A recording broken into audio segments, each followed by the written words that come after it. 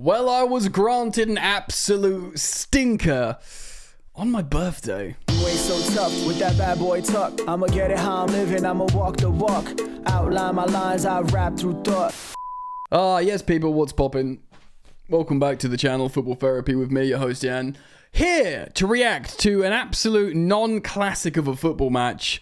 Arsenal 1, Chelsea 0 away in the Emirates in the Premier League on my 36th birthday, no less. But here I am, reporting on the match to my followers and subscribers. Is this the green screen missing a little bit there? There we go. To speak to you guys about it.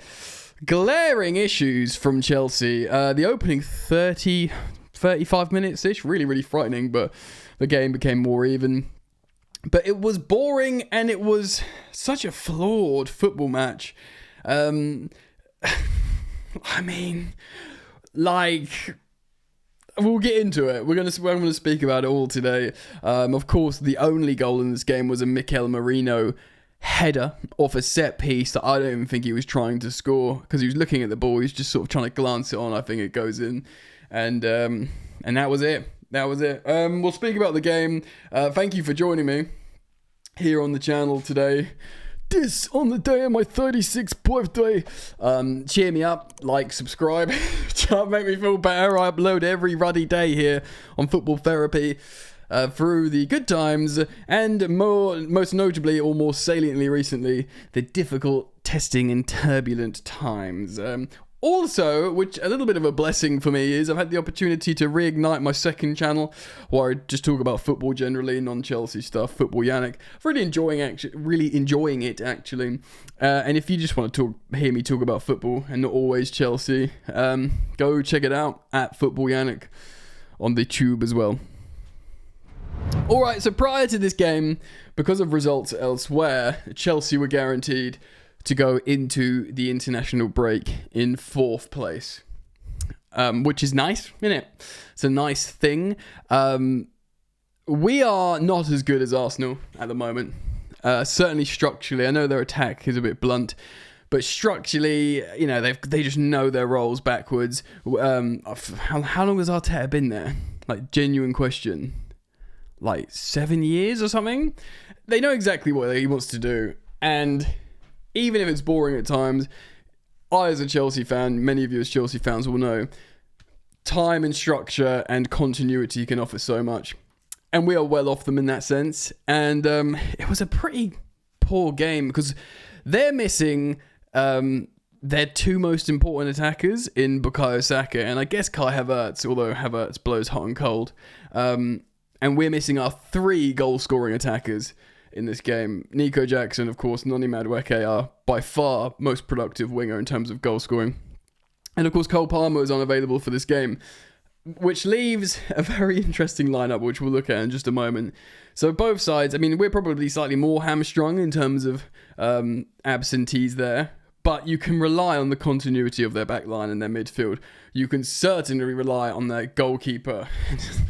And we cannot do that, boys, girls, ladies and gentlemen. In the end, he didn't have the worst game, Rob Sanchez, but I do want to speak about him a little bit because he offers encouragement to the opposition forwards. He offers the opportunity for the opposition fans to give it the old ooh when they're on the ball because they know he's wobbling, you know. Let's have a look, shall we?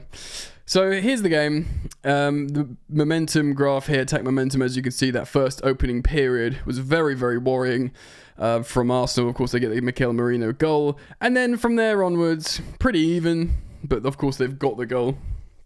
And this is how the team... wrong thing here. And why can't I move this? 1 second. There we go. This is how the team's lined up. The Arsenal conventional 4-3-3. Yeah, I mean, you could say what you want about the Arsenal team. They all know exactly what they're doing, like I said. We had Rob Sanchez in goals, been reinstated as number 1. We had Cucurella, who I think was our best player on the day. Badiashile, Colwill, and Fofana. Of course, Fofana and Badiashile only recently returning to availability. Reece James playing in midfield. Caicedo playing good. I mean, to be honest, these SofaScore rankings probably represent our best 2 players. And then this is significant. I said this on my Instagram. Again, my Instagram is like my second YouTube channel, at Football Yannick, should you want to follow me. I said this is quite something, and this isn't, to be honest, if you look at the available players, this isn't really massively a criticism of Enzo Maresca because the players he's got available, but it takes some doing, guys, to have your entire front four playing out of position. Pedro Neto, not a striker, a little diminutive wide player. You could maybe say Sancho has played in the right, of course, at times, but his preferred and native position is left wing. Enzo Fernandez does his best work probably in a number 8. Of course, he plays as the deepest player sometimes for Argentina, and we've seen him play as a number 10 under Pochettino to really poor effect. His greatest runs of form is when he plays deeper. Of course, probably before Christmas, when he was playing really good for Chelsea and Argentina, playing much deeper. And of course, Nkunku, absolutely not a left winger. Not a left winger. So it takes some doing to deploy your entire front four out of position away at second place Arsenal that have the best defence in the league. I mean, when you just lay it out like that, lacking confidence Chelsea attacking four, all out of position, playing away from home against the best defence in the league. Hey, do you know what I mean? It's not looking good, Brev. And I tell you what, it didn't look good. In terms of substitutions, we had nothing, bro, to bring on. We brought on 5 players, in fact. And fair play. These are the 5. I mean, these are genuinely the 5 players you bring on. These are only the ones you can bring on. Gusto Adarabioyo late. Lavia might have been able to come on a bit sooner. But I understand with Dewsbury Hall and George, they were the ones to come on first. 76 isn't the earliest, but the truth is, like, because we didn't concede, it didn't look like necessarily we were going to concede. And like I said here, for a little bit of reference there, picked it up at the end of the first half. And there were moments, maybe you thought, Enzo Maresca thought, well, we can get a goal here, then make those changes. I don't know. I mean, I couldn't tell you, to be honest. We'll talk about player performances in just a moment. Let's look at both the halves in isolation. To be honest, this was not a classic from either team. Chelsea had more possession in the first half, 0.2 XG to their 0.38 XG. And like I said, the goal was a set piece. It was Merino sort of running and meeting it as like the sort of first man and sort of glancing it on. And I'm not going to blame Sanchez for that. It sort of goes in.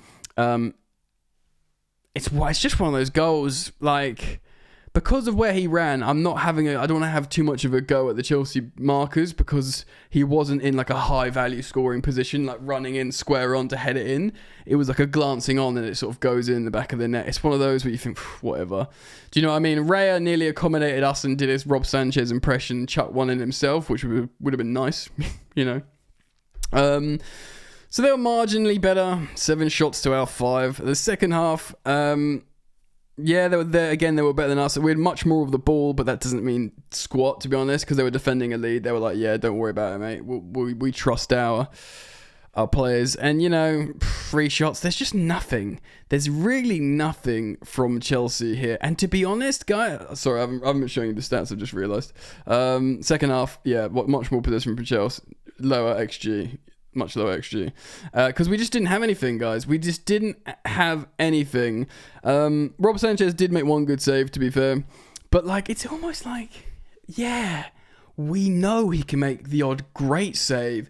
But it's the fact how he just, for 75% of the time, looks like he's absolutely, you know, cacking himself, that you think, we can't have that. That's not a Chelsea goalkeeper. You know, that's why the crowd go, ooh. How often did opposition fans do that to Petr Cech?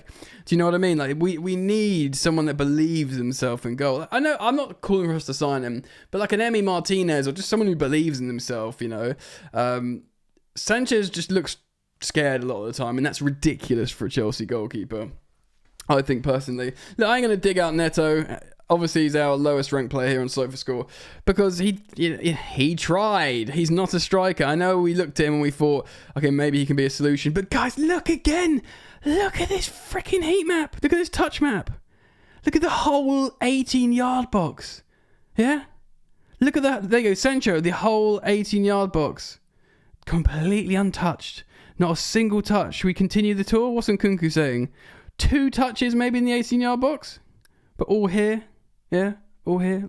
See on the left-hand side there. What about Enzo Fernandez?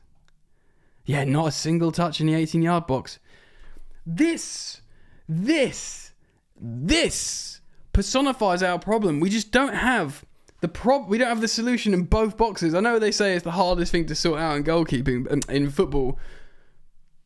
And again, this isn't a hit piece on Sanchez in this game. I think that he did a pass to Martinelli in this game that nearly led to a goal, yeah? And it was like, he's done it again. He's got the most errors leading to goals in the Premier League, and he's got the most errors leading to shots in the Premier League. The Chelsea goalkeeper. Say what you want about his potential to make the odd save. Doesn't matter. It literally doesn't matter. I apologise for going on a bit of a rant here, but I was trying to chat to like my mate about this. Like, who in the Premier League would take Rob Sanchez as a first choice goalkeeper? I was thinking, well, Southampton won't, because they got Ramsdale. And I was thinking maybe Ipswich. But leaving Leicester, I've got Mads Hermansen's way better. Like, no team. No team would take Rob Sanchez as their first. Maybe Ipswich, but because their goalkeeper's on the same level as Rob Sanchez for errors leading to goal, he'd be a lot less wages as well, so they wouldn't take Sanchez. There you go. No other Premier League team would take Rob Sanchez as their starting goalkeeper. And I'm not saying he's not talented. He is talented. He can pull out the odd good pass. He can pull out the odd good save. He's just not Chelsea quality. It's indisputable. You not one Chelsea fan. Well, that's obviously hyperbolic, but I don't know any Chelsea fans that went, yeah, he's good enough for Chelsea. And look, well, I'm not gonna. I guess we will keep playing that broken record because until it's a solution, it's just staring us in the face. Again, he's not the reason we lost this game. I'm not going to dig him out at all on that goal, but it's just he doesn't inspire confidence to these defenders in front of them. These, in this instance, very young defenders. Apart from Cucurella, who played well, and look at he gets forward loads. So it's the back three. So this back three, yeah, that you're seeing here, Fofana, Colwill, Badiashile, they're not inspired by this geezer. They're not feeling safe by this geezer behind them, And, of course, the situation with the striker. It's just so obvious. It's so obvious. Like I said, I showed you the heat maps, the touch maps. There's literally like 2 touches in the opposition 18-yard box or whatever it was. And let's look at Merino, right? So the Merino is a central midfielder, right? They're literally like, we have no presence in the box. We have no striker. Let's look. So Merino, yeah? Let's have a look. 18-yard box. 1, 2, 3, 4, 5, 6. Like, he alone probably had 3 times the amount of Chelsea have had in our entire team. Possibly 7 if that's doubled up there. And he's a central midfielder. Do you know what I mean? It's just so glaring obvious. It's staring you at the face. Is this the worst result in the world? No. It's a 1-0 loss away at, Arsenal when all our attackers are unavailable and we haven't been playing well. They will not look at this as a classic. Like I said, the goal itself was a little bit fortuitous in a way. But, if they don't score that, do they take additional risks to get the 1-0 from elsewhere and defend it? Of course, that's very Mikel Arteta-esque, defending a goal, which is great, by the way. I ain't criticizing that at all. Yeah, vintage Chelsea did that a lot. You got a goal, you have the capacity to defend it, defend it. Absolutely no criticism from me for doing that whatsoever. In fact, it's a demonstration of your ability. Yeah, maybe a bad team would be like, oh my God, it's not enough, we need to score again because we can't defend. No, they back themselves. They're like, yeah, we can do this. Like I said, the best defence in the league against whatever this out of position, lacking of confidence attack was. I'm not particularly angry at the manager for this. I was angry at, Pochettino for losing 5-0 there last season. Yeah, and again, it's gone, it's history, but that scarred me. This hasn't scarred me. A 1-0 away loss to Arsenal from a Mikel Merino header. It's not, Kai Havertz dunking multiple goals and us celebrating in front of us. It's just like, whatever. International break, top 4.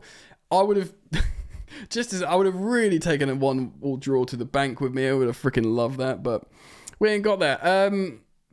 Well, so what? How do we leave this? Well, after the international break, we should have Jackson back. Possibly Noni Madueke. Palmer hopefully will be himself again, and we can march on. I think no one expected anything from this game. It could have been worse. Certainly could have been better. And it is what it is. So I'll put it out to you guys. What do you think? Please leave your thoughts in the comment section below. Didn't ruin my birthday. I'm going to be all right. Chelsea will be all right eventually. So thanks for joining me. And yeah, if you want a non-Chelsea content from myself, do go support the second channel, Football Yannick, where I will just talk about other stuff in the meantime to palate cleanser, let's calling it. All right, guys, thank you as always for joining me, and I'll see you soon. Peace.